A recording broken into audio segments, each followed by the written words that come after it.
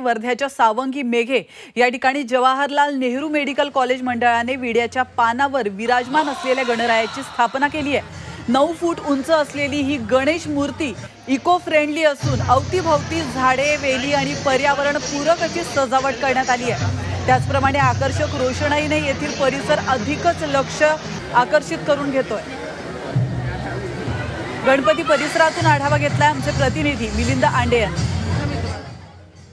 वर्ध्याच्या सावंगी मेघे या ठिकाणी बाप्पाचं विराजमान दरवर्षीप्रमाणे होते। या ठिकाणी गणपतीची स्थापना केली जाते। मात्र वर्धा जिल्ह्यातला हा मोठा उत्सव सावंगी मेघे JNMC कॉलेजच्या प्रांगणामध्ये केला जातो। मात्र या उत्सवामध्ये मोठ्या प्रमाणात भाविकांची गर्दी जी आहे ती या ठिकाणी असते। आपण दृश्यांमध्ये पाहू शकतो वेगवेगळ्या ठिकाणाहून जिल्ह्यातल्या इतर तालुक्यांमधून संपूर्ण जिल्ह्याभरातून हे भाविक या ठिकाणी येत असतात। पण आपल्यासोबत बोलण्यासाठी ललित सर आहेत। ललित सर, काय सांगाल, काय नेमकं वैशिष्ट्य? या वर्षीची आपली थीम इको फ्रेंडली गणपती असं ठेवलेलं आहे आणि जे सस्टेनेबल डेव्हलपमेंट गोल्स आहेत युनेस्कोचे, युनिसेफचे, त्यांच्या हिशोबाने आपण या गणपती बाप्पांचा आशीर्वाद घेण्याच्या दृष्टीने त्या सगळ्या ॲक्टिव्हिटीज या 10 दिवसात करणार आहे।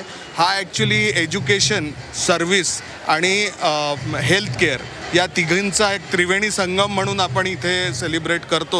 एकंदरीत जर बघितलं तर पांढऱ्या रंगाचा गणपती आहे आणि पोशाख देखील पांढऱ्या रंगाचे पोशाख आणि महत्त्वाचं म्हणजे संपूर्ण हिरवं। हो, कारण आपल्याला ही हिरवाई परत आपल्या विदर्भात आणायची आहे। विदर्भ तसा वनसमृद्ध भाग आहे, परंतु काही दिवसांमध्ये आपण पाहत असाल तर ऊन जे वाढतं आहे, गरमी जी वाढते ती कमी करण्याकरता वृक्षारोपण किंवा हा वृक्षांना परत आपल्याशी आपण वृक्षांशी कसे जुळू शकतो यावरच मेहनत करणं आवश्यक आहे असं आम्हाला सगळ्यांना वाटतं।